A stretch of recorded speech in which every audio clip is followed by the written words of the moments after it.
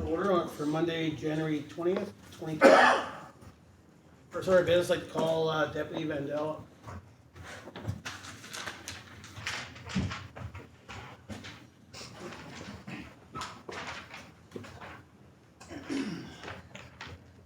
Yeah, just on behalf of council, we have an award to present today. The British Columbia Long Service Award honors members of BC Fire Service who have completed 25 years in pursuit of public safety within their community. This evening, it's my pleasure to present this medal to Tunbridge Fire Department's Deputy Fire Chief, Dianna Vandale. Deputy Vandale began her career with the Tunbridge Fire Department on November 9th, 1994, and during her 25 years of service, has accumulated 3,838 training hours and has provided 1,116 hours in emergency response, while responding to over 1,409 emergency calls. She has served as the Deputy Fire Chief since 2008, has twice been named Firefighter of the Year, and has been the driving force of muscular dystrophy either on a local or provincial level since 1999. On behalf of the Acting BC Fire Commissioner Jay Brownlee and myself, congratulate you as a job well done.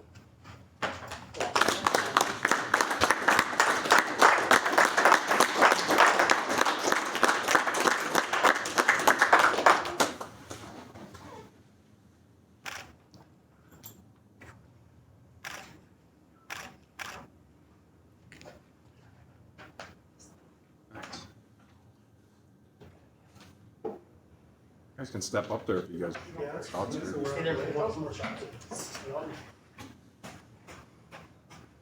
Get Daryl out of there. Chief wants to do it. Yeah, Chief should get in. There, come on, Chief. There's a. Oh, goodness, it was on my hat.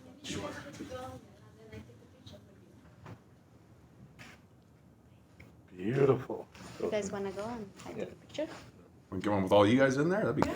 Yeah. You're here. Okay, I got the picture. Okay, Let's go. line up. 25 years, man. That's awesome. That's awesome.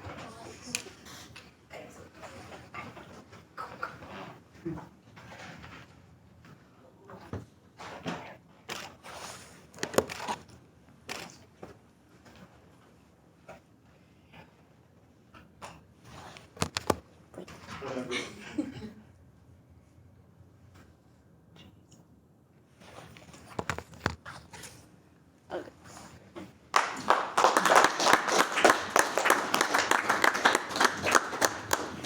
Awesome. Hey.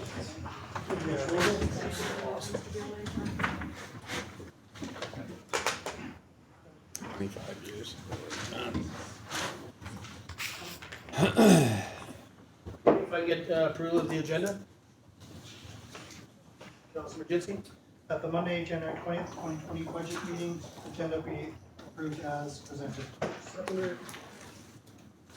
Councilor Lehman, all in favor?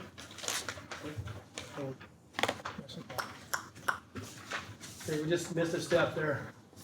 So, You can, it hasn't been passed, so a motion to amend the agenda, I would suggest adding this to 7.3. that's my fault. So before we do the vote, if we can add the two letters we have on our desk from the Mayor Bertrand forwarded to us, and it's regards to the Caribou Leaders Table. You can add that under 7.3. Somebody wants to make a motion? Councilor Kirby? I'll make a motion to add those two letters to 7.3 of the agenda. Seconder, Councilor Milbury. Okay, all in favor of the amended motion? Opposed? All in favor of the amended agenda? Okay, carried. Sorry.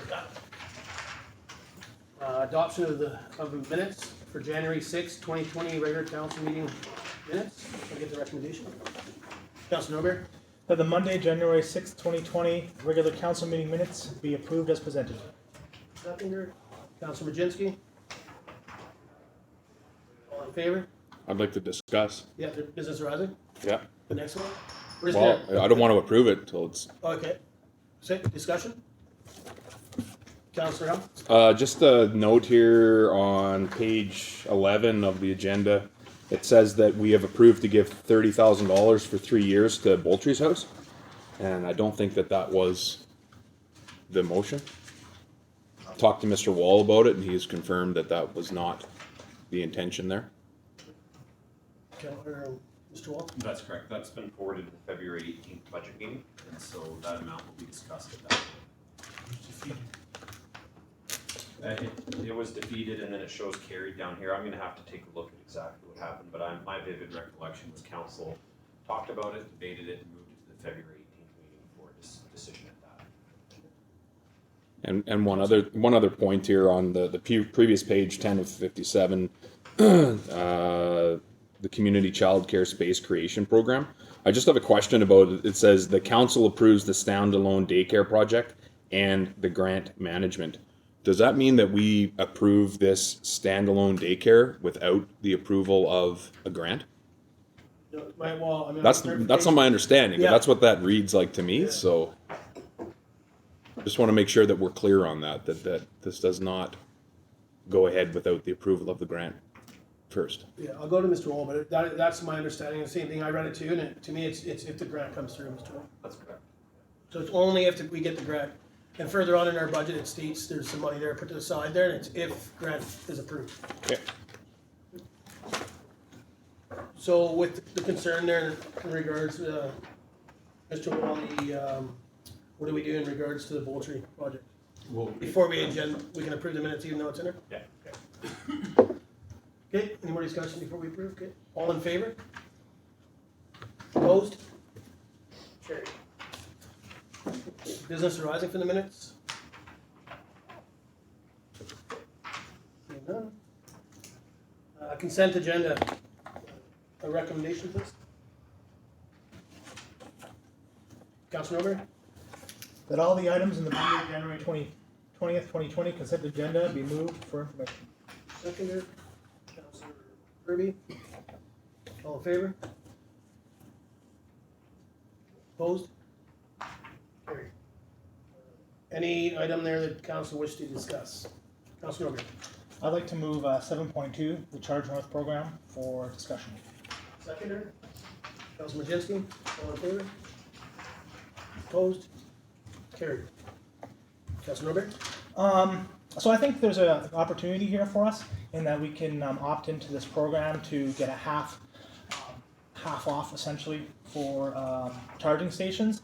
I think with the rise of this new technology of electric vehicles, this will be smart for us to opt in to get a second charger in our downtown area.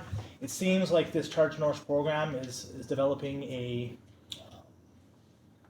almost like a circuit of charging stations people can go to, and I could potentially foresee people in their electric vehicles traveling throughout the region, and we should be prepared to have more than one electric vehicle here at a time. So that being said, I'd like to make a motion that the District of Tumbler Ridge participate in the Charge North grant for one level 2 charging station. Seconder. Councilor Howe? Okay, any discussion? Councilor Kirby? Thank you, Acting Mayor. I know at the last tourism meeting, it was stated that we should be promoting our charging station if we're not, because it's something that people like to know if we have one. Do we know how much the station we have in the community right now is being used? Do we have any stats on that? Go ahead, Councilor I Majinski. actually reached out to the Visitor Information Center, and last year it was used twice. So.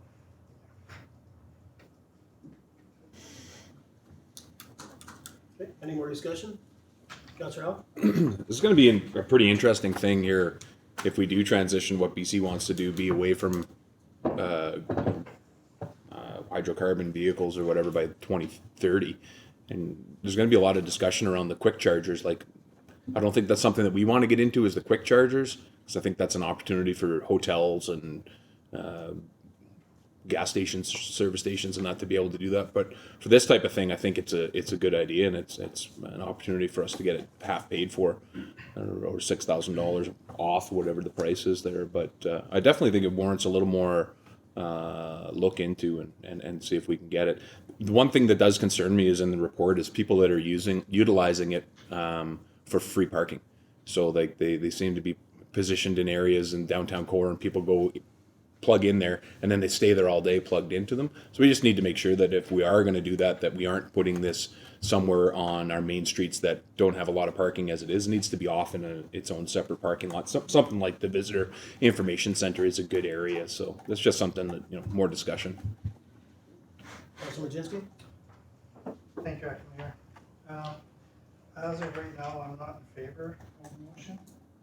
I understand that there is going to be a need for electric vehicles in the future, but as of right now, showing how many people do come into town with an electric vehicle right now, and the lack of use that it gets here, and also with the type of system they're using here, it doesn't even seem beneficial for the charge time it takes for them to run 1 hour of travel time.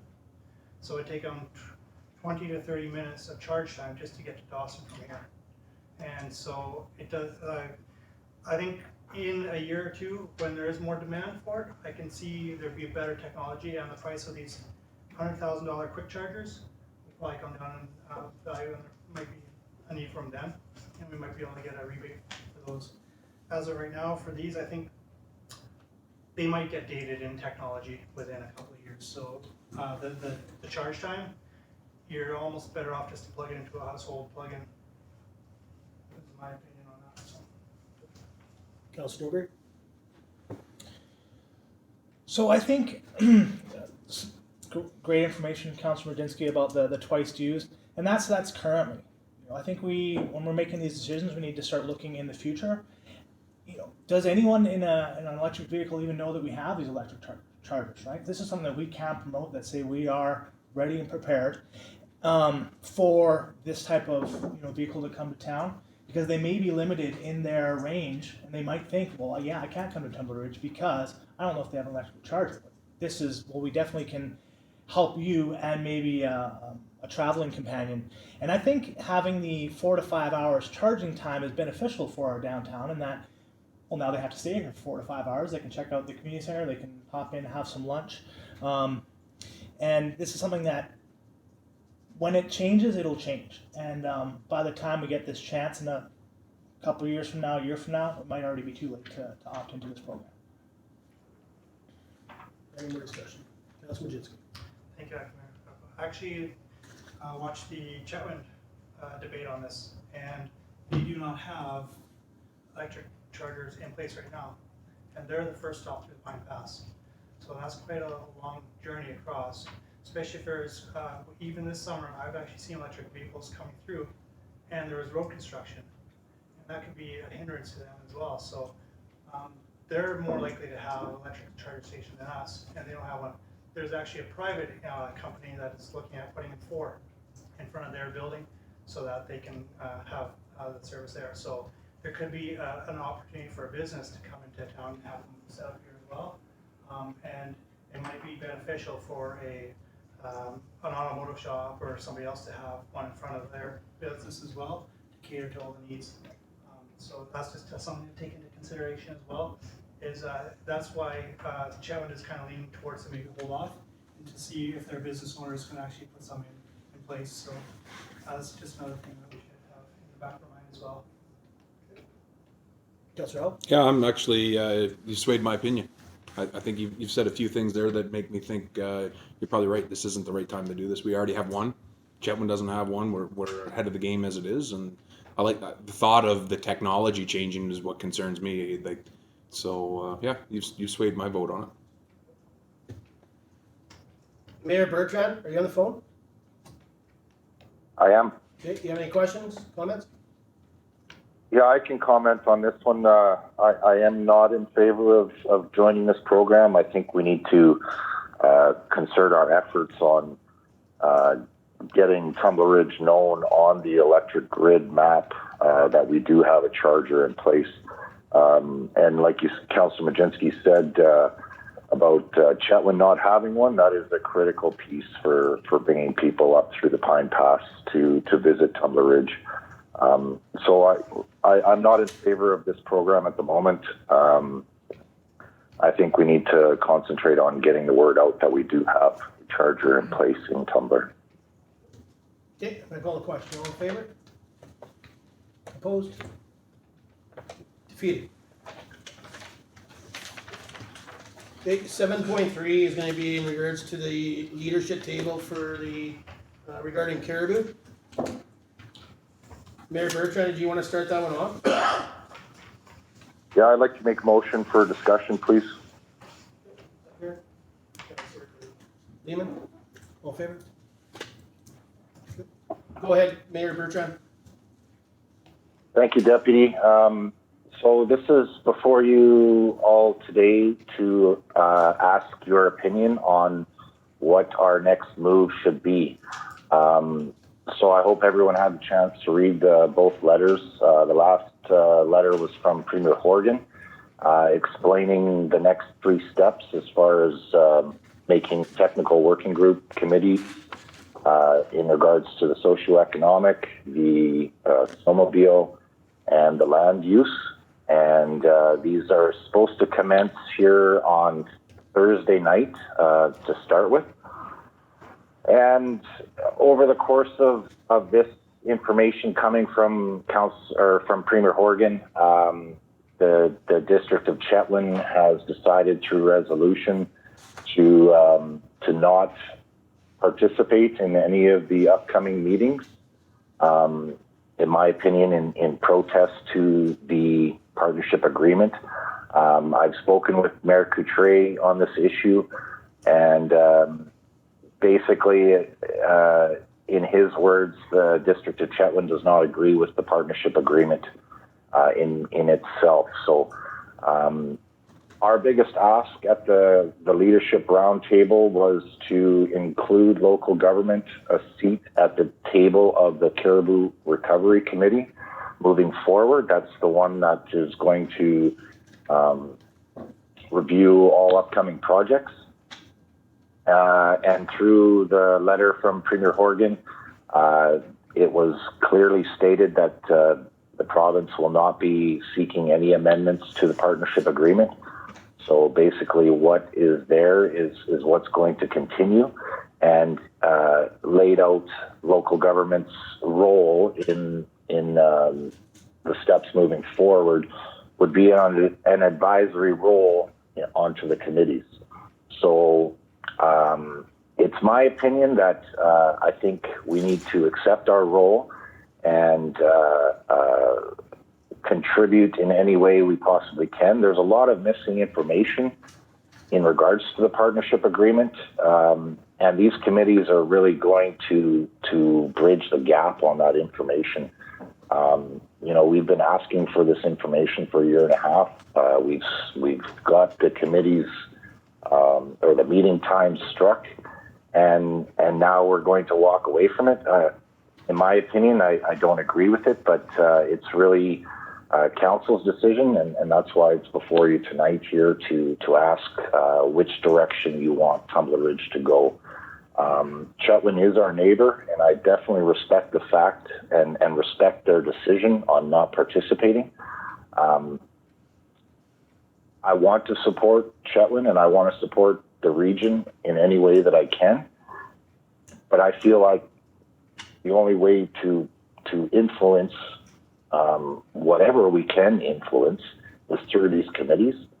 But I will certainly respect council's wishes if we all decide to support Chetwynd in their attempt to do something with this decision. I'm not exactly sure if it's just in protest or what exactly it is for, but I just really wanted to get this before you all this evening to ask your opinions and direction on moving forward.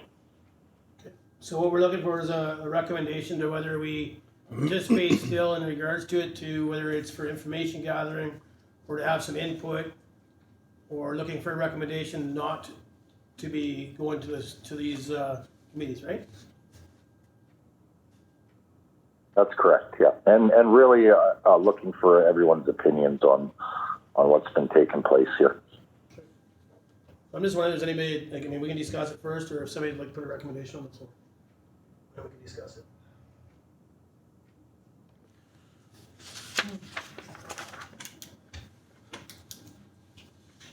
Deputy, if I may, it is up for discussion here, so we do have rights to discuss without a motion. No, I agree, but then I just try to get a recommendation done, and then we can debate that instead of debating it now and then later.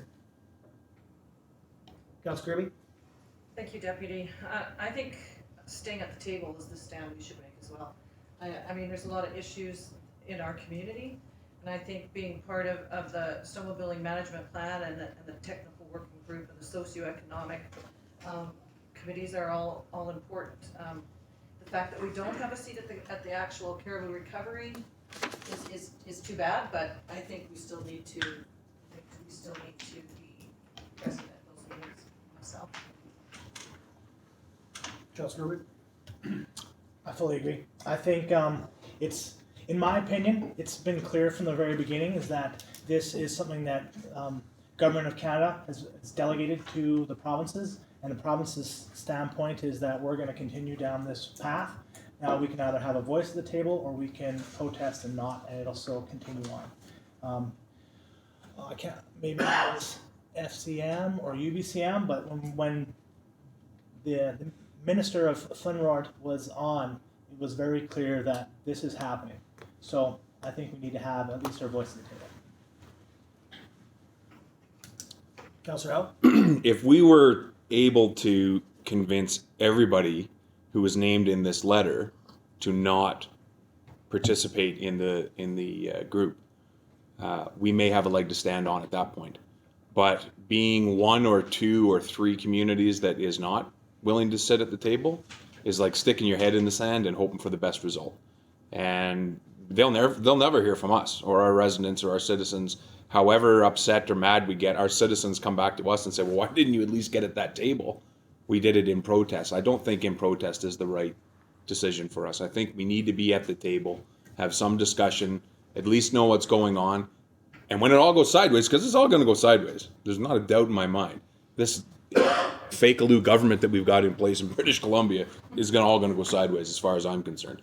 And this is not going to head in the direction any of us are going to want. Right from the very beginning, they've had their heads in the sand. They don't want to listen to a word that we have to say. They don't want to listen to suggestions. They bring a guy in like Blair Leckstrom and use him as a scapegoat to try to pull the wool over our eyes. I think it's headed in the wrong direction. But if we at least don't have a chance to talk about it and stay involved, they're never going to listen to anything we ever have to say if we're not involved. So I agree with what the mayor is saying, that we need to head in that direction. Somebody want to put a recommendation on the floor? Mayor Bertrand? Yes. Looking for a recommendation, Deputy? Yeah. Yeah, I'll move that District of Tumble Ridge continues to participate in committee meetings or the leadership table meeting in regards to the Caribou Partnership Agreement. Seconder? Councilor Wojcinski? Any more discussion? Councilor? Thank you, Deputy Mayor. I agree with Councilor Howe. It's going to be interesting to see what happens. I don't expect anything coming out of these meetings. I think it's a smoke and mirror show because they just want to look good in the public, but in the end, we're not going to gain anything. I don't think, we might as well show up and at least make an attempt, but I don't think it's going to change anything. I don't think it'll have an impact at the end.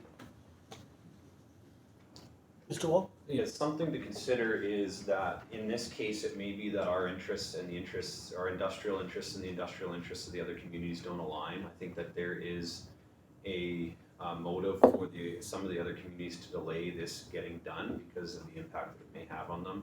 Our industry, mostly mining, has been clear that whether or not this goes forward, they need to do caribou mitigation, and through the EA process, this doesn't change what they need to do.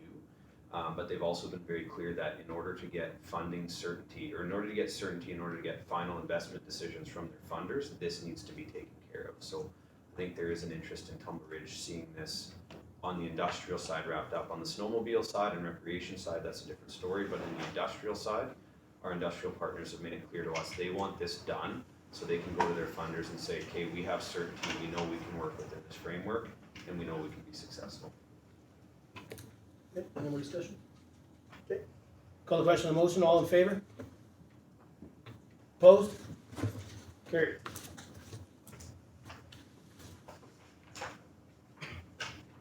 New business, 9.1, construction of debris disposal. A report from Director of Operation and Infrastructure dated January 20th, 2020. Provide costs associated with disposing of construction and demolition debris as requested by council. Recommendation? Councilor Howe? The council includes $15,000 in the 2020 capital budget approvals for the installation of 2 open-top construction waste bins, and that a flat fee for waste collection be developed and submitted to council. Seconder? Councilor Nober? Discussion? Okay, call the question, all in favor? Carried. 9.2, Councilor Vincent? Yes, I'd like to step out, please, just, because this may be a area of interest if my business has a sign shop owner.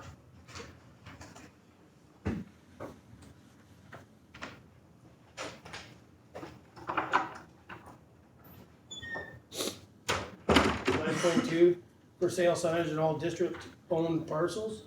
A report from Director of Economic Development and Tourism dated January 20th, 2020, to seek approval on the amended land sale policy and to approve a sign design. Recommendation? Councilor Howe? The council approves and adopt the amended land sale policy TR 38, March 21, 2012, as presented in Appendix A.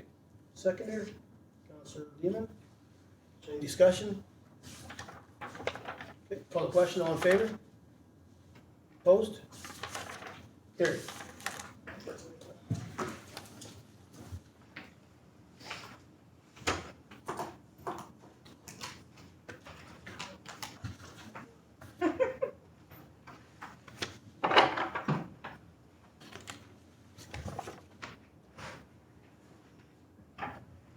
Okay, 9.3, additional vehicle for fire department fleet.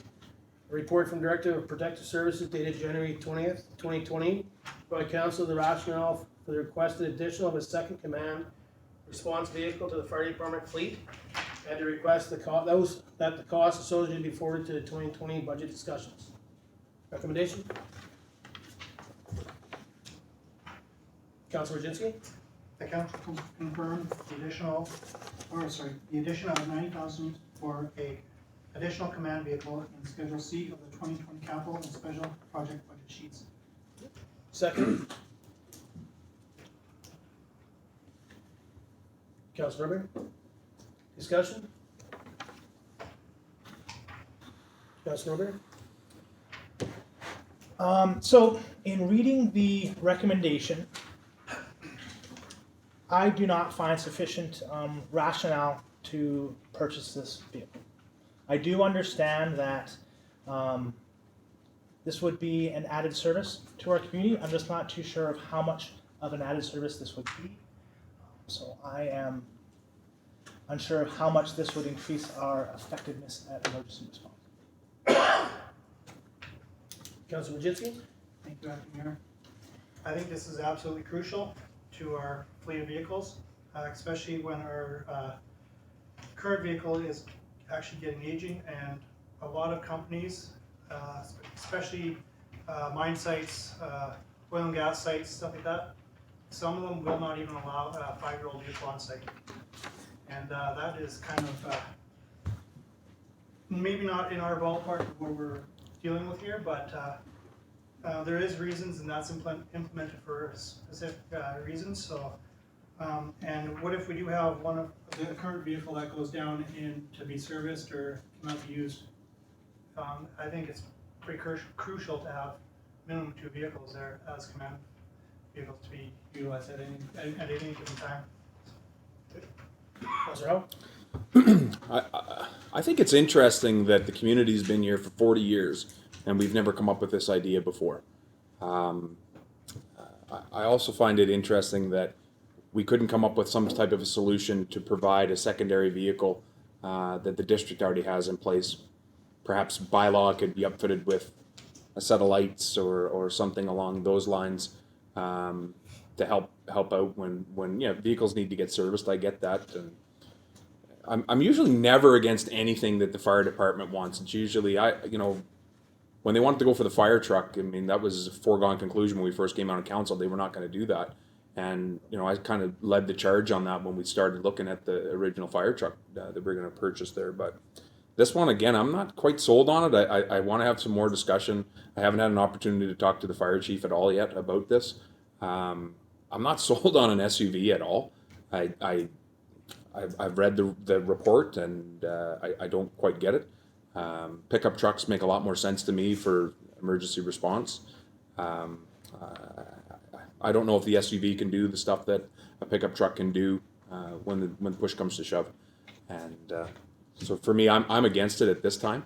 But if there's something else that the fire department can come up with to, utilize the bylaw vehicle or another vehicle they can throw a set of lights on at some point, I'd be open to that. But the way it stands right now, I'm not in favor of an SUV. Thank you. I'm also not in favor of adding another vehicle. I talked to the Chetwood Fire Department, and they have one command vehicle, and they are in the process of getting another vehicle, but it's a 1-ton truck, and it's because they had a bunch of grass fires last year, and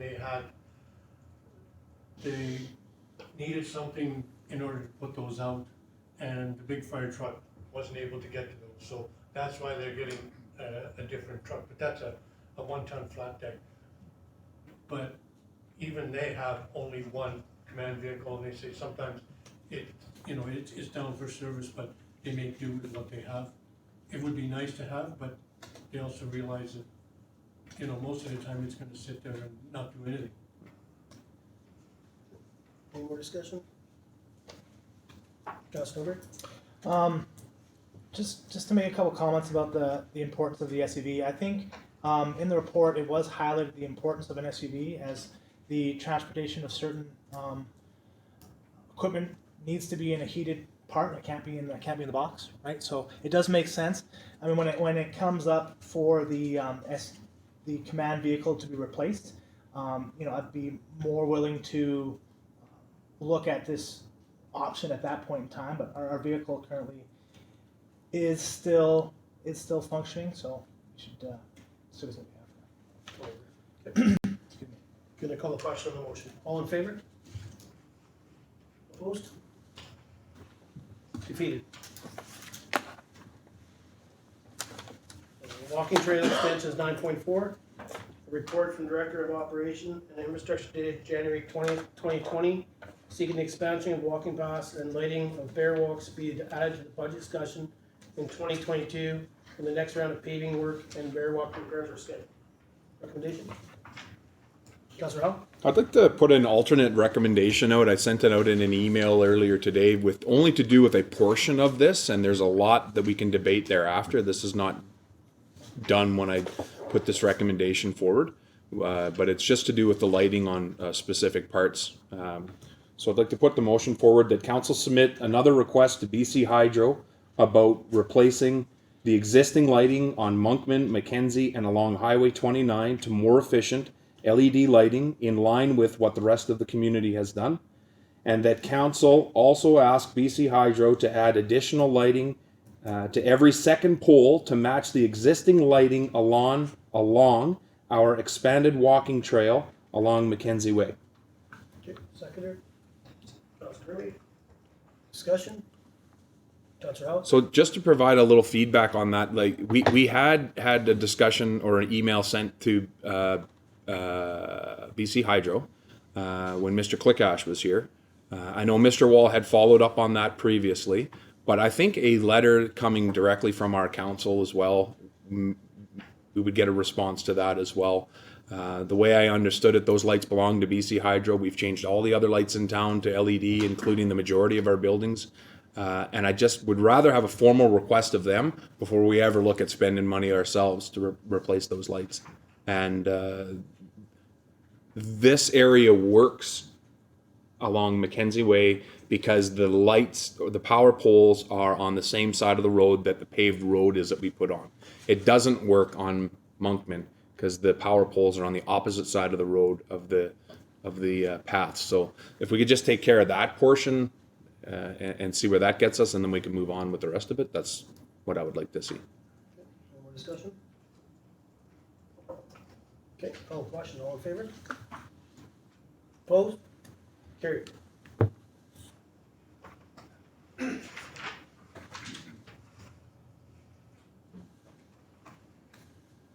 Okay, another recommendation. Councilor Robert? That expansion of walking paths and lighting of bear walks be added to the budget discussions in 2022 when the next round of paving work and bear walk repairs are scheduled. Seconder. Councilor Majinski. Discussion? Councilor Howell? Yeah, just maybe Councillor Norbury could just give us a little highlight on why he's putting that motion forward. Councilor Robert? Sure. I think with thank you staff for the maps provided. I believe this project is to enhance the activity level of a community. It creates a nice loop around our community that people can jog, walk, run around. You need more lights on all those paths as well. When it comes to the bear walks, our bear walks in our community are quite a state of disrepair. Looking at a lot of the pictures of the proposed bear walks, I was surprised at how much we're actually doing. But seeing some of the state that these bear walks are in, I know that we are a community that is meant to be walked. I know a lot of seniors, young families are out on these bear walks, and it would be great for them to have paths that they can actually move their strollers, motorized equipment, walkers, what have you. So I think it's important that we should be looking at this. Councilor Howell? But 2022 is what you suggested, correct? Yeah, it was Okay. 22 for discussion, to debate it. So yeah, I appreciate the motion going forward. This was something I brought forward previously to council to have it. I was in and talked to Mr. Wall. I understand why staff's recommending 2022 in regards to when the paving's going to be here, and to me that kind of makes sense to look at it then, and hopefully alternatives for lighting too. I know I'm not sure how many people have been to Chetwynd, and I'm not sure if there are solar lights that Chetwynd's using or if they're actually hooked to the BC Hydro. But they have lights along their certain walk paths too, and it does look sharp. So I think that's something we can debate for the budget of 2022. So, all right. So any more discussion? Councilor Howell? Yeah, so I'm going to be against this motion. I think that we need to be looking at breaking out the existing bear walks as compared to an expansion of our trails. So we do have existing bear walks that are in disarray. We also have existing bear walks that in the report are rated at fair or good. Some of the existing bear walks aren't paved, and they were never ever paved. So to me, I think that it needs more discussion on the bear walks that are existing within the community for maintenance. They need to be maintained. As in regards to a whole new walking loop around the community, the proposed area that goes out along what the closed off road they call it, out past the golf course and that, I mean, I don't agree with that at all. We were in discussions with possibly that land out there being given to one of the First Nation communities that may totally change how that would be laid out anyways. So to me, that doesn't make any sense that we would want to go in that direction. I don't agree with that value of paving as well. I think that's ridiculous. We have issues with our paving in Tumbler Ridge right now, which is already in this agenda, and we need to make sure we have that figured out before we go anywhere with that. But I think we should break these out, and that's a motion that I'll be putting forward, that I think we need to look at the existing infrastructure in Tumbler Ridge be repaired or fixed before we are concerned about making new trails and new roads. I don't agree. I don't disagree. Like, is this something you're looking at seeing done in 2020? Yeah. Budget? Portions thereof. Okay. Portions thereof. So something you're bringing forward in regards to certain ones being looked at in 2020 instead of waiting until 2022. Okay. Any more discussion? Okay. All in favor of the recommendation on the floor? All opposed? Defeated. Councilor Howell. So, again, for discussion with council here, I don't want to just put a number to it or anything. I don't think all of it needs to be done. We can't just say repair all the trails, but we need to look at, you know, a portion. And maybe a way of doing this is to say, you know, we're comfortable with putting, I don't know, a number, $100,000 towards fixing our existing infrastructure. That's an idea for whatever, the next 5 years until we get it fixed. You know, start with some of the stuff that needs to be just, some of it you can maybe they'll leave as grass. Some of the area, the bear walks in Tumbler Ridge, we're actually mowing the bear walks in Tumbler Ridge with mowers in the district of Tumbler Ridge, is doing that. And some of them, like I think of the parks in behind the old RCMP homes, that was gravel in through there. They were kind of lumped up, and those types of things don't require paving. So I don't know what council thinks of that type of a discussion, but would you be in favor of, instead of saying, let's get it all done in 1 year and put $500,000 into it, or would you be more like how we are repairing our parks in Tumbler Ridge, where we put $50,000 or whatever it is a year towards our parks? Would be interested in doing something like that, $50,000 towards repairing our bear walks, and leave it up to staff to pick which ones need to be repaired? The only issue I have with the audit is if we're looking at paving. Mm-hmm. Right, if we're thinking of doing so much paving every year, I think I was in and talked to Mr. Wall today. I think, you know, there's some concerns, and careful where I try on that. But I think there's some things to look at in regards to our paving that's been done previously. Mm-hmm. And so to say we're gonna start paving in 2020 on some of these areas, I think that's where the holdup is, right? So are you looking for stuff and just maintaining some of the gravel or whatever the trails are there? Councilor Allen. Yeah, so I'm not looking for paving this year at all. I'm looking for, you know, for staff to come back and say, you know, we can fix up these 3 or 4 trails that are only gravel at this point. We can fix these 2 fences. We can do this. You know, the bear walks in Tumbler Ridge used to have pipes, structures in front of them to stop vehicles from being able to go through them. A lot of those pipes have been removed. Like, they were in place so people could walk through. You could get through with strollers and pedal bikes and whatever, but vehicles or quads or snowmobiles could not get through them. And over the years, people have removed those so that they could get access through with side-by-sides and bigger vehicles like that. So, you know, that's all up for debate of how you want to deal with those things as well. But there are gravel and grass ones that need to be upgraded, fixed up, trees cut back. You know, there's spots where the trees are growing up through the chain link fencing, where that fencing should be replaced. And maybe that's the idea. We say nothing to do with paving for 2 years. You know, we look at improving our bear walks, nothing to do with paving for 2 years, or I don't know, something like that. Councilor Newman? Yeah, thank you, Deputy Mayor. Yeah, I agree. It's just too bad that the issues with the paving, because it would be nice to fix some of the ones that are in rough shape. But if we can fix what we have, I think it's probably a good idea. And then worry about putting new ones once we get all the ones that we have existing in good shape, and then start adding new as we go. Councilor Majinski? Thank you, Mayor Krakowka.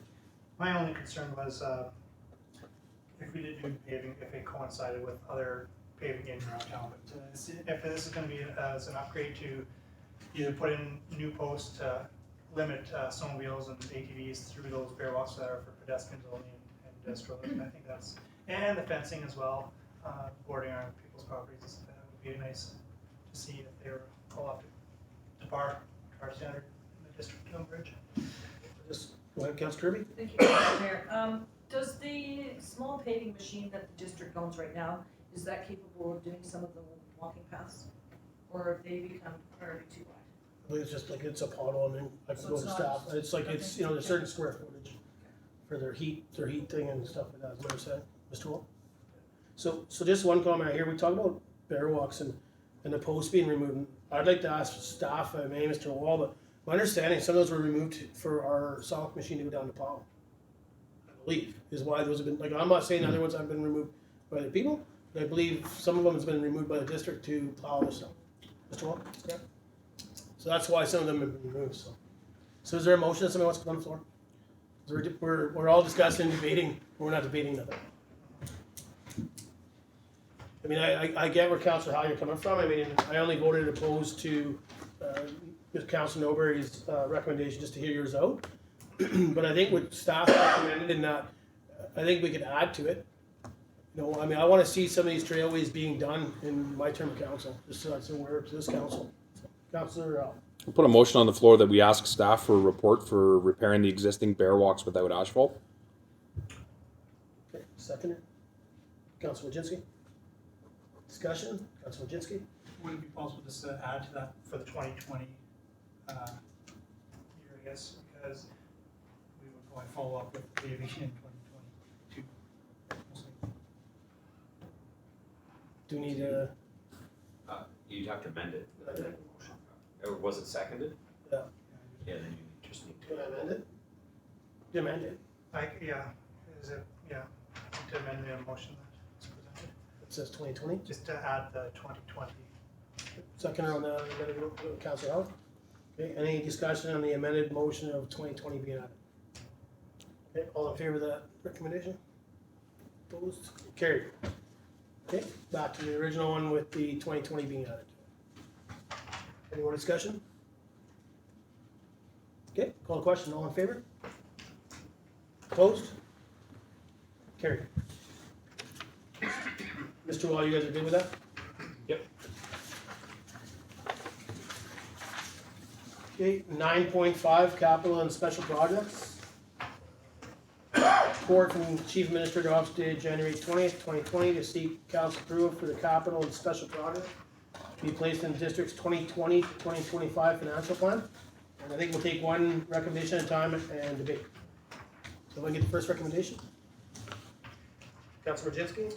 Council approved the capital and special projects for inclusion in the 2020-2025 financial plan contained within section A. Seconder. Councilor Curry? Is there any discussion in regards to Schedule A? Councilor Howe? So are we gonna remove things for debate on these, or what's the plan? Just So, like, I'm sorry. like I have 4 or 5 of these things that I wanna have discussion about. And if I have 4 or 5 and they have 4 or 5 and he has 4 or 5 and Yep. next thing you know, we're debating every single one of them.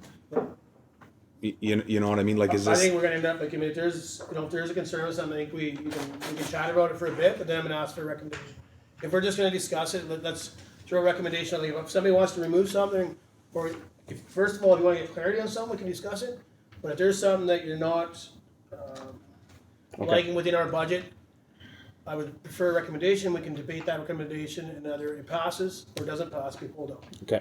Councilor Howe? Correct me if I'm doing this wrong as we get going here then. I'd like some more information on the replacement sidewalk machine for $300,000. Why a replacement sidewalk machine is a better option for the district of Tumbler Ridge as compared to an additional skid steer or loader style piece of equipment for clearing sidewalks. Okay. So, again, yeah, I'll go right to stop, because I won't about down stuff. But just so everybody knows, in the blue, it's either coming out of a fund that we've set up already, so equipment funds, or it's coming from a grant, or it's money that we budgeted in the previous year, but could be paid out to this year, which is one concept there is the Vector truck.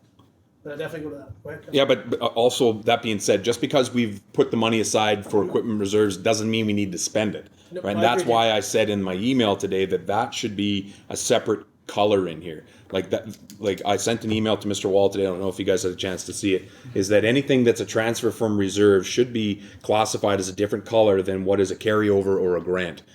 Transfer from reserves gives you a false sense of security. This is significantly different than a carryover or a grant.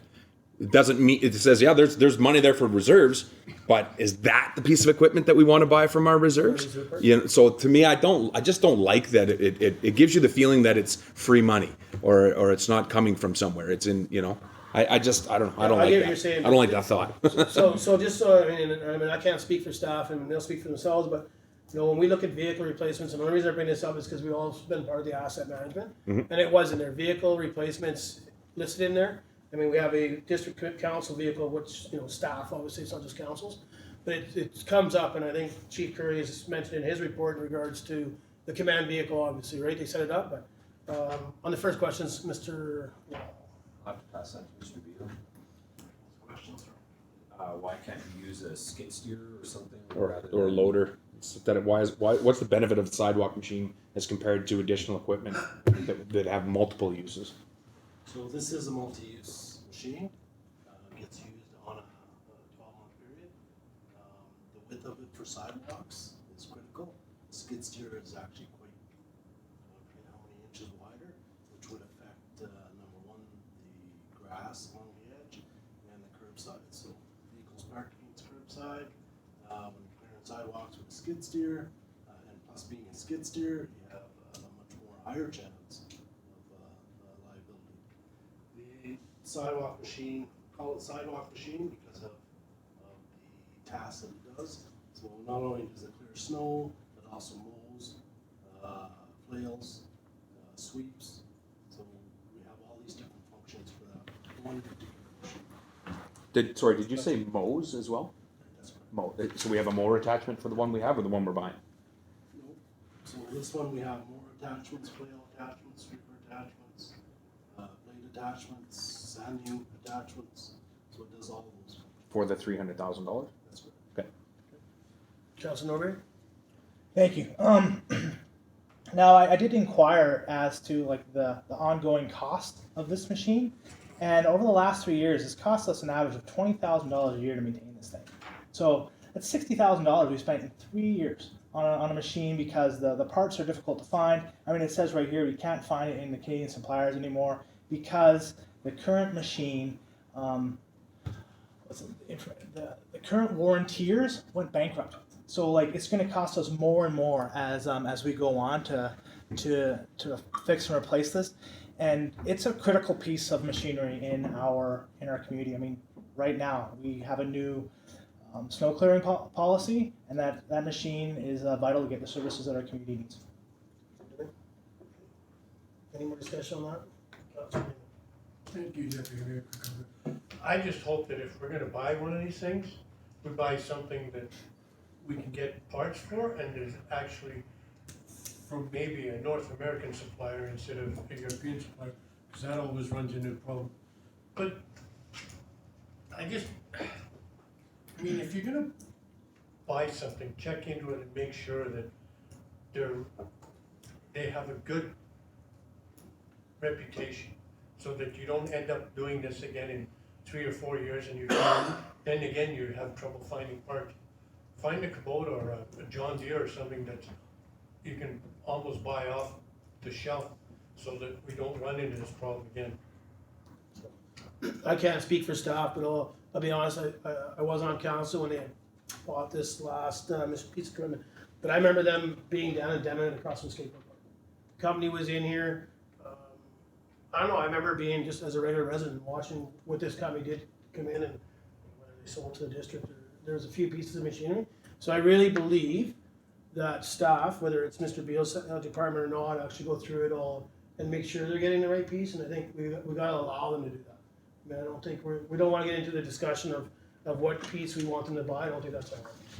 You know what I mean? Like, you know what I mean? I think that if they see the issue they had with the one they have now in regards to now, I'm not sure how many years old it is, so it's gotta be 8 years old or something, but they don't have the same problem. I think they realize it too, and you don't know that when you buy them. But the company all of a sudden is gonna bankrupt you. Oh yeah, and I'm not trying to tell them what to buy, I just buy something from a reputable dealer that you're gonna be able to find in 5 or 10 years. I agree with you. Councilor Kirby? Thank you, Deputy Mayor. I think this is one of the best pieces of equipment we have in this district. I love that machine, I'm just saying. I think the residents like this machine too. I'm happy to see that, it looks like we're gonna pass this one through. I'm all for it. Okay. So is there anything in Schedule A that somebody else would like to discuss, a different item? If we get into discussion, just to see how we all feel, like I said, like, if there's a recommendation that you want to bring forward to remove something or do something different, just bring it forward. Councilor Howe? How does the curbside recycling? I had a brief opportunity to talk to Mr. Wall about this, but we have $500,000 approved for we're looking at approving $500,000 for curbside recycling, without really having the ins and outs of it right now. Like, I know Councillor Kirby had brought something forward in some report that I haven't had a chance to read yet. It just showed up on our desk today.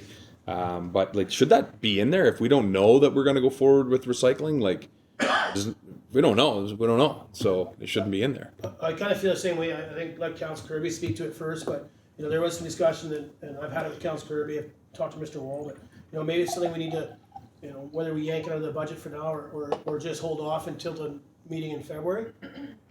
And just take that item out, and we can always add it back in until Council Kirby comes back from the PRD, because, you know, right now their contract runs till 2022. So what happens if they don't renew it? When we build a building, put a baler in there again and do all Exactly. that, so. Council Kirby, I'll let you speak to it, because this is definitely one of your pushes for the last 6 years. Thank you. You know, I think trying to divert anything out of the landfill is a good way to go. Most communities in the piece are at curbside. Now, we don't have to wait for the regional district to say that we can be in the curbside program. We can be in it. It's gonna, it looks like it's roughly $125,000 right now if it's included in the regional district's budget that will be spread through the regional district. They're having a delegation coming in, speaking to curbside. There's a report. This report that's on the desk is what we'll be speaking to at Wednesday's meeting. So I would recommend that we leave this in the budget for now, and we'll get some more information on what the thoughts are at the regional district, and then we can discuss it again as council. Councilor Nober? Thank you, Chair. I'm currently in favor of leaving this curbside recycling. It does have the stipulation here that it will be on hold until we understand what the PRD is. I think, from my perspective, this is something that our residents absolutely want, and they want us to continue down this path. I mean, yes, we do need to make informed decisions, and we need to things will change as they come up. But I think we need to keep this in here in case the recycling program continues. And yeah. Any more discussion about it?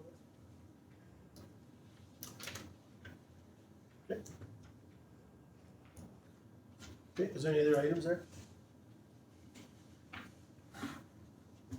Councilor Howell? I have a question about the future replacement vehicles for 2021, 2022, 2023. 2021 is a picker truck, a mower, and a snow blower. Then we have a Zamboni, 2 vehicle replacements, and a loader, and then a fire engine 5. Just why are we discussing that this year? Normally we put out a 5-year financial plan, so that's why it's in there. It doesn't mean that we won't be discussing it next year when it comes to 2021. Right now they have it listed as a picker truck, mower, and a snow. Doesn't mean we don't discuss it then.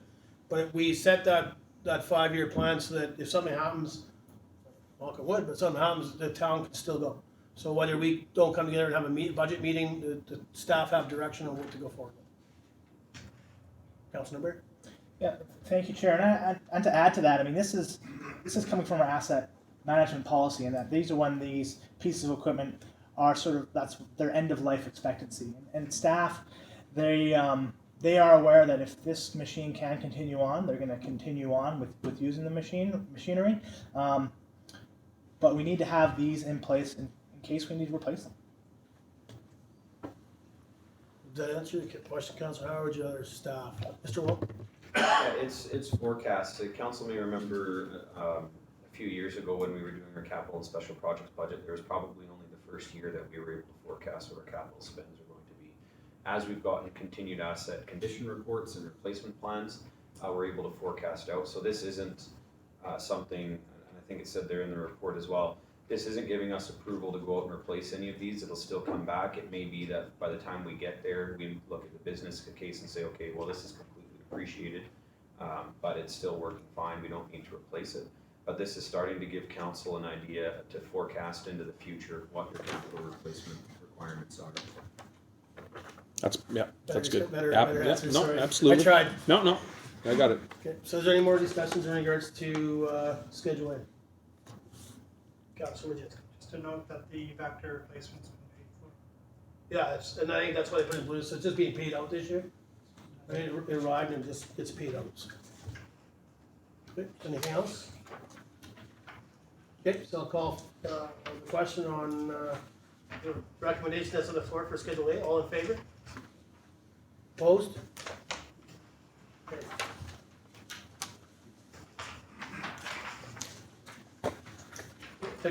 take recommendation number 2. Councilor Kirby? The council approved the capital and special projects for inclusion in the 2020-2025 financial plan contained within Schedule B. Seconder. Councilor Majinski? Any discussion? Councilor Lehman? Community center front desk renovations, $60,000 to upgrade the counters and desks. Mhm. What's wrong with what's there? So I know I was in and talked to Mr. Wall, and my concern was that when it said desks and stuff like that, I was concerned that we just replaced some of the community center desks behind there, and there was some new desks on, and I believe Mr. Wall told me they're about 2 or 3 years old. This is to do the upgrades on the other parts of it, so some of the shelving, probably countertop, but Mr. Wall's probably the best one to speak to. Yeah, I'll pass that back to Mr. Pisani. Sure. Yeah, thank you. Just on this, yeah, it's looking at the ergonomics, it's looking at the accessibility of those spaces, and holistically looking at the counters, looking at the levels and heights of counters, and really giving an area that needs to be structured better for workflow. One of the concerns is some of the congestion that takes place out in the front, so we are looking to address a number of concerns and giving it an update too, right? It's the first thing you see.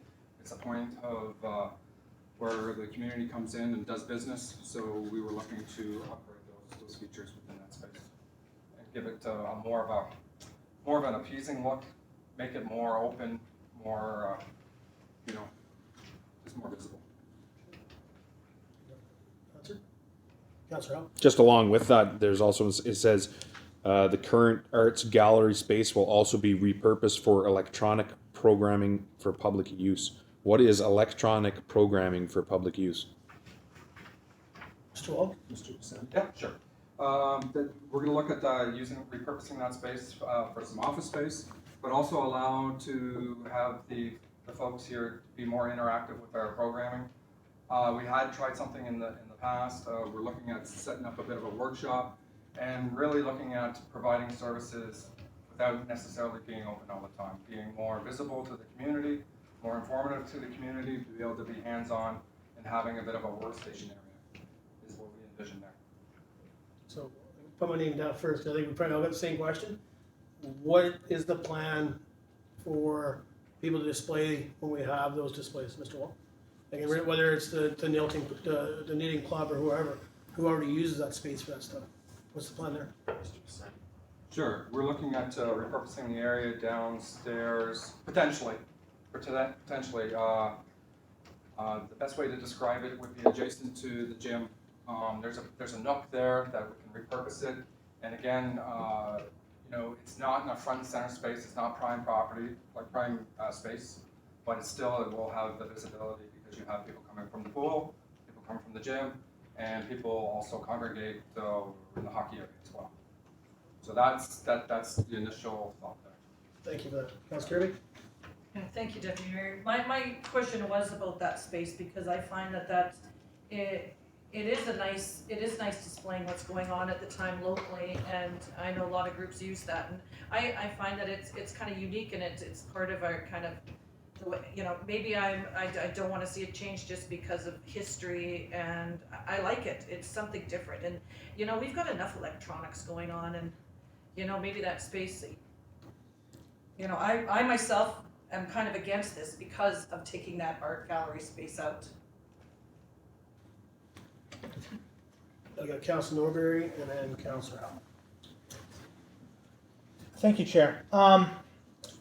Originally I didn't quite understand the ask for the $60,000. It seemed like this might not be something that we need to look into, but when Mr. Pisani talks about the ergonomics of the space, people have to go to work every single day and they have to work on these desks, and if it's not a safe environment or ergonomic, you could have issues. Like I myself at work, I work at a desk a lot of my day, and the height on the desk was causing intense pains on my arms the way they were situated. So if this is something that could potentially, if this is an issue and we're trying to alleviate that, I think that is important for worker safety.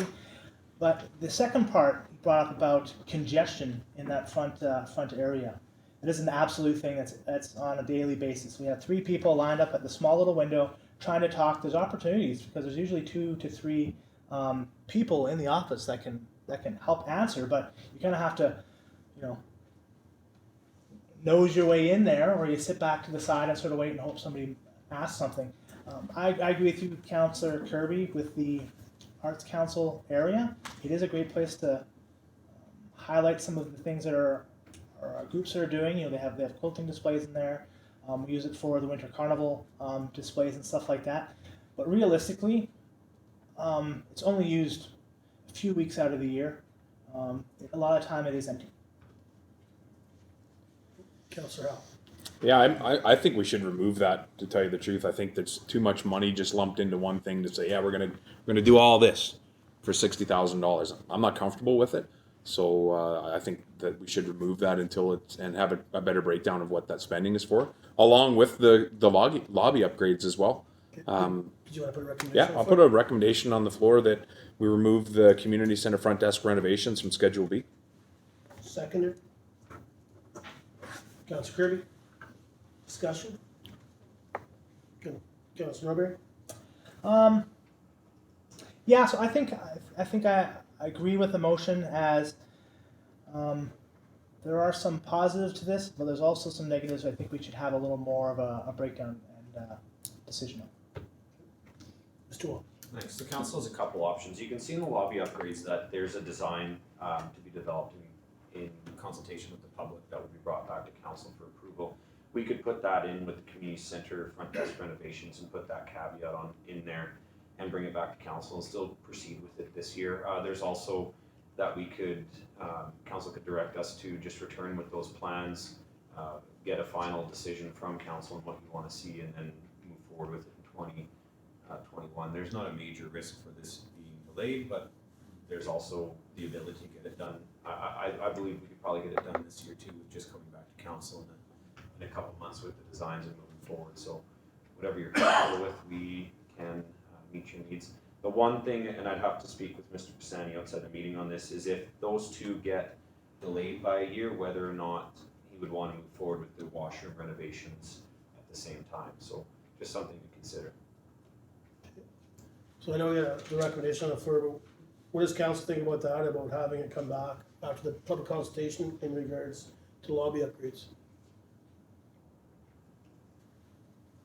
Councilor Wojcicki. Thank you, Acting Mayor. I think it is probably important to go out towards public consultation, just because of like even the front entrance or the main space for the front desk. I can see why there should be 2 different countertop spaces, just like they did in the fire hall for people with special needs, and if they're in a stroller or a wheelchair or whatever, that you can actually see them at head height. Stuff like that. Be more accommodating in our community center is pretty important. So, and the access and accessibility of being able to sign off paperwork or hand in stuff at their comfortable level is pretty important. So, something like that I think should be in this, and to go out towards for public to talk about and have feedback, I think is very important. So right now the recommendation on the floor is to remove community center front desk renovations. Councillor Howell. Are we not, this is our first crack at looking at this thing? Like if we remove this, can Mr. Wall and his staff not come back and say, hey, we would like to lower the heights to accommodate people in wheelchairs and bring something back? Like this is our first crack at this. This is the first time we've gone over it as a council. To me, remove it as a lump sum of $60,000. Remove and I'm gonna say the one below after, but you know, let them come back to us and say, look, yeah, we heard your concerns. We're not going to touch the art center area, but we're going to lower the desk heights or whatever it is for aeronomics or whatever, and say the number's $25,000 to do it, whatever. But at this time, the way it's written out in this thing, it should be removed. If they want to come back with something else, great. Any more discussion? Okay, call a motion. All in favor of removing the community center front desk renovations, part of the budget? All in favor? Opposed? I'm Me? opposed. Sorry? He Sorry, Deputy, I just wanted to mention I'm opposed. Okay, so defeated. No. Carried. Okay, so it's Motion's defeated. defeated, the Motion project remains in the schedule. Councillor Hop? I'd also like to put a motion on the floor to remove lobby upgrades. Seconder?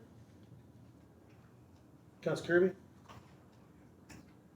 Discussion? Councillor Weber? So I'm in favor of removing the lobby upgrades. I feel that our lobby is fine and functional as it is. If we're changing our lobby, I think we need to be looking at the community center as a whole. If you look at the design of the lobby, it continues down into our basement, and if we change the lobby, it'll create two different zones. I think in our community center, I think we should be looking at that as a whole. Because I mean, you look at the tiles; they're all the same throughout the entire building. All the walls are similar. So unless we're just redoing the same thing, we're going to have a patchwork community center. And I think we should be looking at that project as the community center as a whole. Councillor Hop? Yeah, and I think we should remove this from Schedule B because I like the way the lobby is. It's got some history to it. It's got the benches in front, the tree that's been growing there for forever. It's unique. I mean, if we're looking for areas to spend money in the community center, maybe we should restain the outside of it that's starting to fall apart. Maybe we should redo the paint that's falling off the back entrance. Maybe we should redo our entranceways to the community center where people can't get in and out of them with wheelchairs. The back entrance from the hockey rink, there's one button to push where you can get inside. The second door doesn't open for you if you're in a wheelchair. There's no mechanical door on it. The doors that we put in the front of the community center for power doors, they don't even line up, right? Like you gotta come in a wheelchair and then turn and go around the other door. Like there's better places to spend money in the community center than revamping what's already functional and already works. Any more discussion? Okay, call the question on the recommendation to remove the lobby upgrades. All in favor? Opposed? Carried. Any more discussion in regards to Schedule B? Councillor Howell? Curling rink subfloor. So I had a discussion with Mr. Wall today about the curling rink subfloor. The current flooring system's beyond life. Yeah, okay. But when a company wants to utilize the curling arena, and this is, correct me if I'm wrong, is the only time that we use the subfloor is in Christmas time for Christmas parties. Pretty much. Right? I honestly don't remember ever being used except for this or this. I believe we asked previously if we still had that flooring. We were told we didn't. Mm-hmm. Yeah, I remember And that I did as well. talk to Mr. Wall and he said it has been used a couple times over the years. So in discussion with Mr. Wall, the company that utilized that space for the Christmas party paid for the labor to haul those mats down, lay them out on the ice, and then to remove them. That was paid for by that one company that wanted to have a Christmas party in there. Pretty substantial cost, upwards of $10,000 for us to do that work. So I asked, what is the cost to take the ice out, put the ice back in? It's about the same. It's about $10,000, $5,000 to take it out, $5,000 to put it back in. And then there's some paint and the lines and stuff like that. And the loss of functionality for a week to take it out and a week to put it back in. So for us to spend $50,000 for something that we don't even really get the life out of it, like this subfloor, this is at least the second subfloor that I can think of that I've seen in there. It's a lot of money to spend on something that you can get the same thing. The company's going to pay for it to take the ice out, put the ice in. How many more companies are actually going to do that? Not a bunch. I don't think so. It's a lot of money to spend. So I think we should remove it. Want to make a recommendation? No, how do you, Councillor Clare, go ahead, sorry. Yeah, thank you, Deputy. We don't have a whole lot of options for rental spaces in the community. Besides, we have 4 and 5, and we have the community at the steakhouse. We have that. So I think there'd be more options to use the subflooring if it was in better shape. It is really quite, you can't use it anymore. I know the last, company that did use it, I was helping with setup, there was some talk of going half on the cost of this. So, you know, we have grad classes, we have coal forums, we have other things, and I think having the subfloor would be beneficial. And I would look at maybe seeing if that past renter is actually willing to go for half of the cost. Councillor Rowe? And perhaps they are. I don't think we use the subfloor for the coal forum or for grads. The curling rink is out at that time. The ice is removed. But if that's the case, fantastic. Let's remove it now and go to the company and see if they're interested in going halfers on it. But the cost is still there for them. Maybe it's going to be less for this product. Maybe. I don't know. Maybe these panels are smaller. I'm not sure. But if it's $10,000 for the District of Tumbler Ridge employees to put this in for them and take it out, and it's nearly the same cost to take the ice out, put the ice back in, the only difference here being is the loss of functionality of the curling rink for 2 weeks around the winter, around Christmas time. So to me, I don't know, it's a lot of money to spend. If we want to go to the company or a bunch of companies to get money together to do this, fantastic, let's do it. But I think we should remove this from the budget. Councillor Norbury? Thank you, Chair. Thank you for that information that it's only been used once in your recent memory. I think that is something important to highlight. I mean, we've gotten one use out of these subfloors, and so we're spending $50,000 for something that we've used once. I'm not sure of the value of this purchase. Recommendation, I mean, I'm sorry, but No problem. I'll put it up. Councillor Howe? Recommendation that we remove the curling rink subfloor from Schedule B of the 2020 budget. Seconded. Councillor Krasinski? Discussion? Okay, all in favor? Sorry, hang on a second. All in favor of removing the curling rink subfloor? Okay, opposed? It's carried to remove. Keith?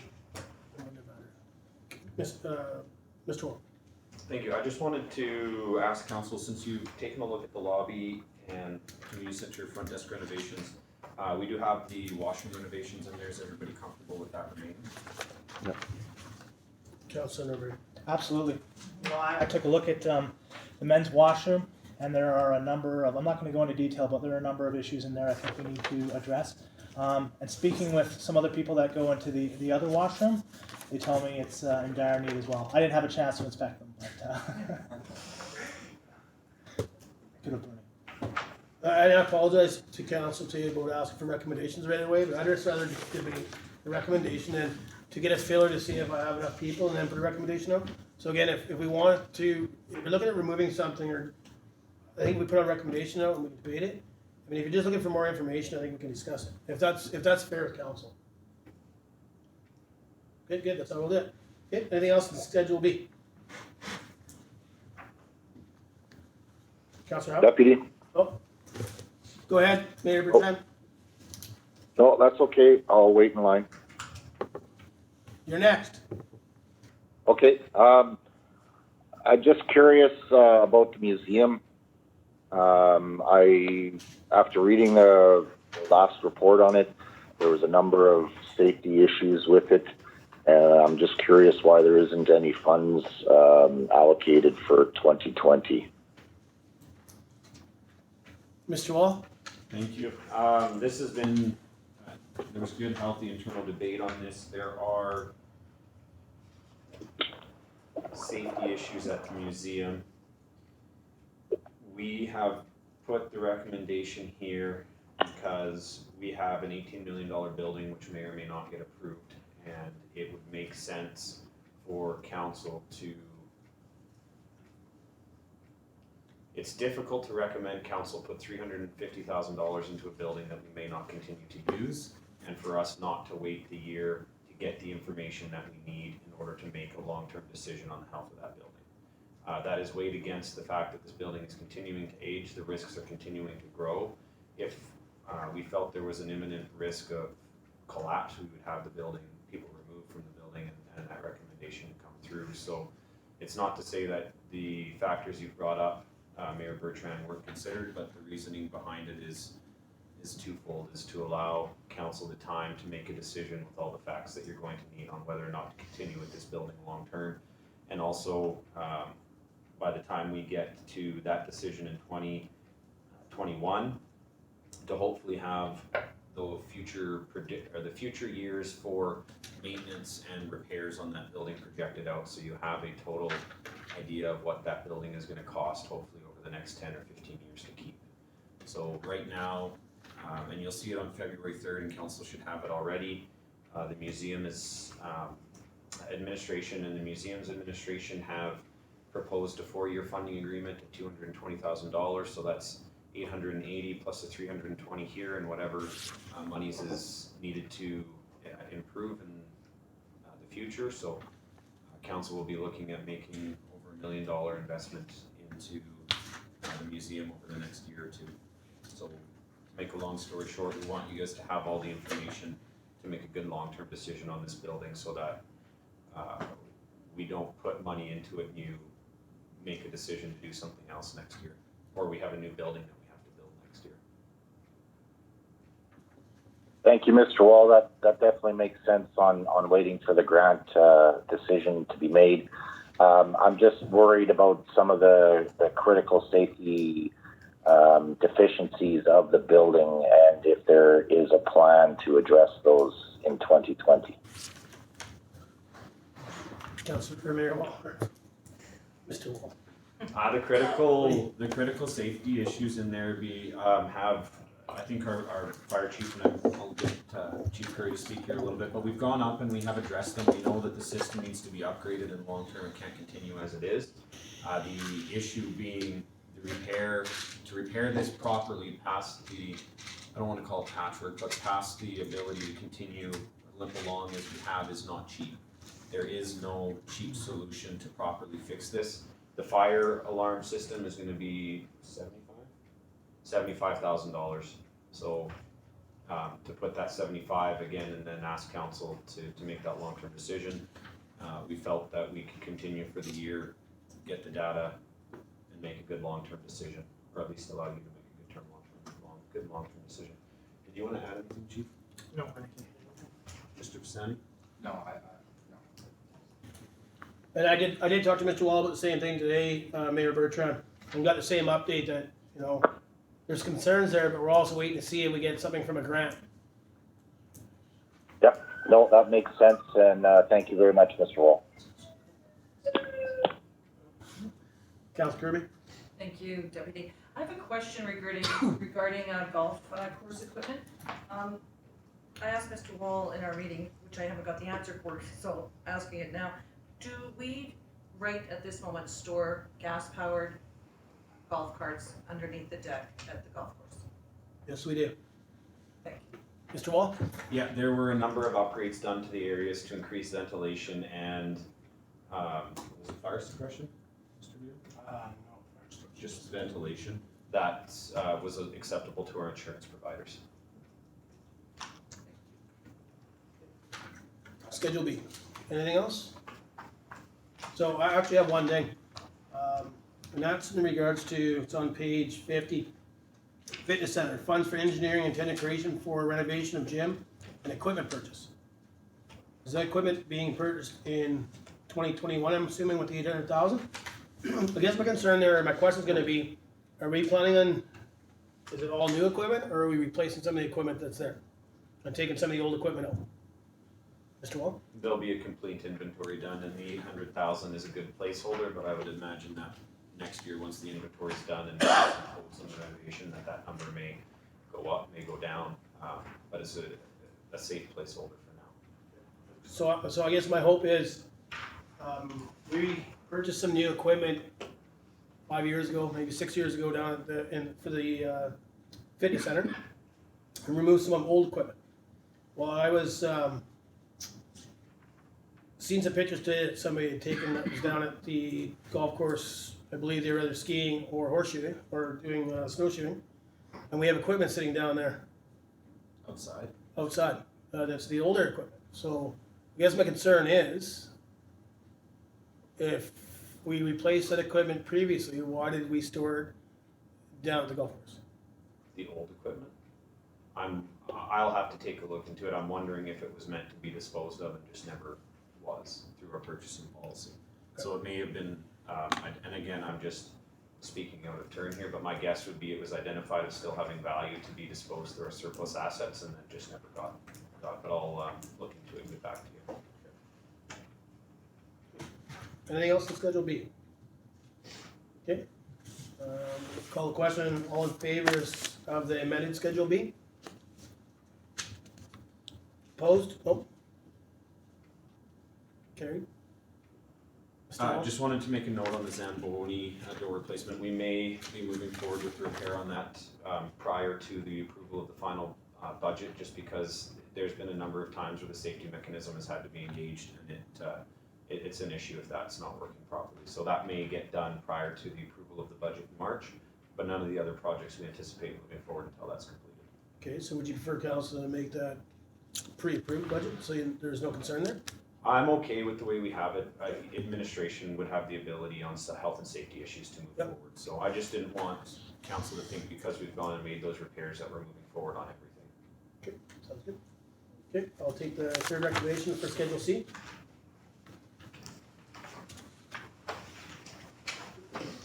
I'll make the council approves the capital and special projects for inclusion in the 2020-2025 financial plan contained within Schedule C. Seconder, Councilor Snowberry. Discussion? Councilor Howe? So we've got $273,000 approved to replace 3 Welcome to Tumbler Ridge signs that are right in Tumbler Ridge. Yep. Pre-approved. Pre-approved. In blue. What is our plan for the sign by Chetwynd?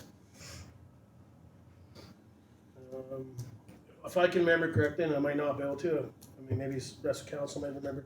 I thought we were talking about waiting for these 3 signs to be built, installed, have a look at, and then kind of make a decision what we want to do, whether it's for the Chetwynd side as well as maybe from the Dawson side.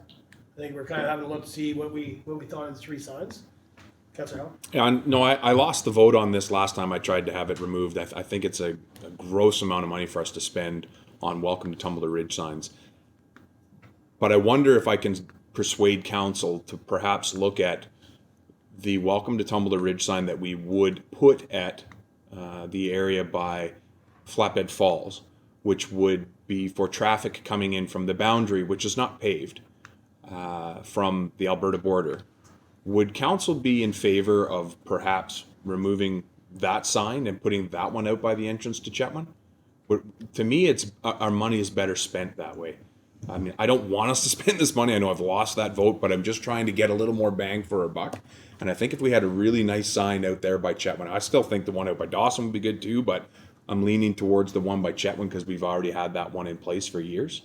And that's trying to get the traffic that's coming up from the south through the Pine Pass.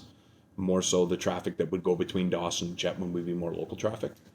Would there be any flavor for council to look at that?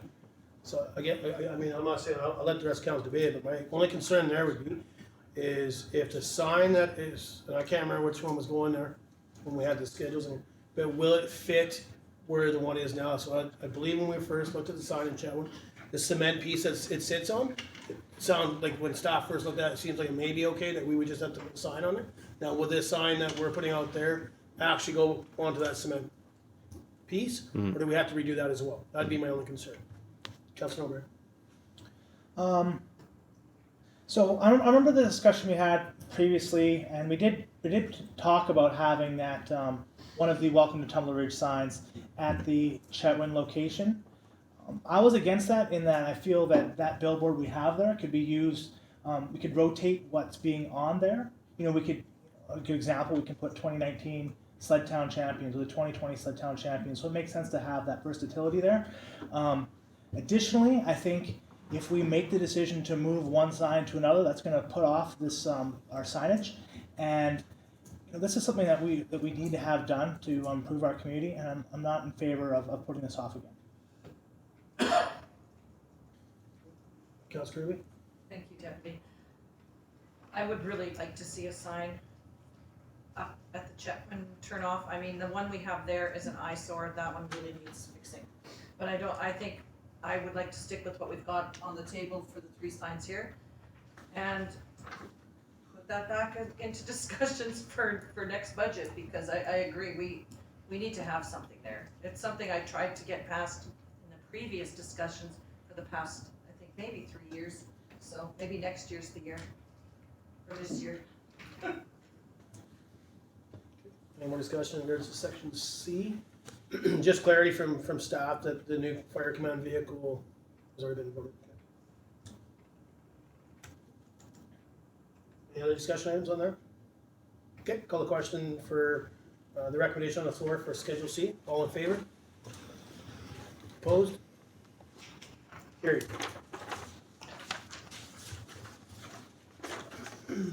Schedule of meetings. Got anything there?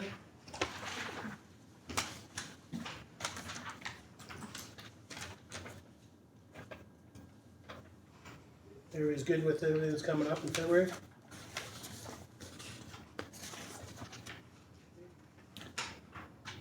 Notice of motions. So, apologize taking time here, just looking for a motion.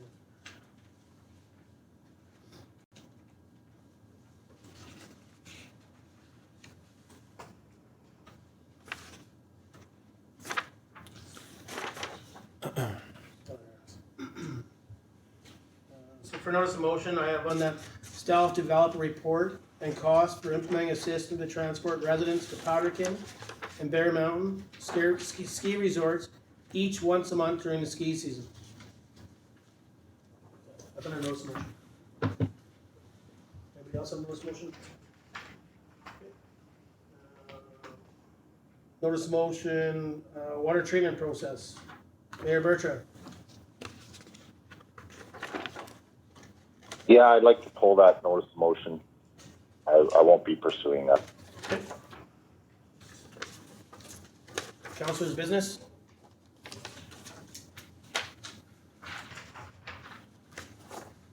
Councilor Kirby. Thank you, Deputy. I just would like any councillors with this report that's on table, you know, take a look at it, and if you have any questions that you'd like me to bring up at the regional district, I will do that on Thursday. And also, if I could get the motion read back to me that was made regarding the caribou, so I can also speak to that on Thursday. Staff can If it's- supply that? Or can you send it to me later? Yeah. That'd be great, thank you, that's it. Staff can supply. Any other council business? Question and answer. Deputy. Oh, sorry, go ahead, Mayor Bertrand. Yeah, I just wanted to let everyone know I attended the UNDRIP conference, one-day conference last week here in Vancouver. It's very informative. My takeaway was the UN declaration is really a structure for the government-to-government relationship, the provincial to the First Nation relationship. And the UN declaration really lays out the human rights of the First Nations. So it was a powerful conference. It was quite powerful to sit through to hear an 80-year-old chief tell us that it's nice to finally be recognized by the federal government as a human being and someone that has rights. That's pretty powerful stuff. So it was very informative. There was a lot of questions on who gives consent and whether or not, if there isn't a majority consent, what happens then. There's still a lot of questions to be answered on that. One of the main questions that was asked throughout the day was, is this a veto for First Nations? And the answer to that unanimously over multiple times was no, this is not a veto. This is really just a structure to lay out how the government-to-government relationship will work. Basically, free, informed, prior consent, and treating each other with respect. So it was informative. It's definitely going to be a way of the future. So I thought it was important to get that information as well. This week here, I'm down at the AME conference, the Association of Mineral Exploration Conference. Just sat through a government to industry workshop, and one of the speakers was Blair Lekstrom, as well as a panel with Minister Mungal and Minister Fraser. It was interesting. It was informative, but also I'm getting the opportunity to speak with some of the colleagues around here as well. So, yeah, I just wanted to let everybody know. Thank you. Councillor Howe?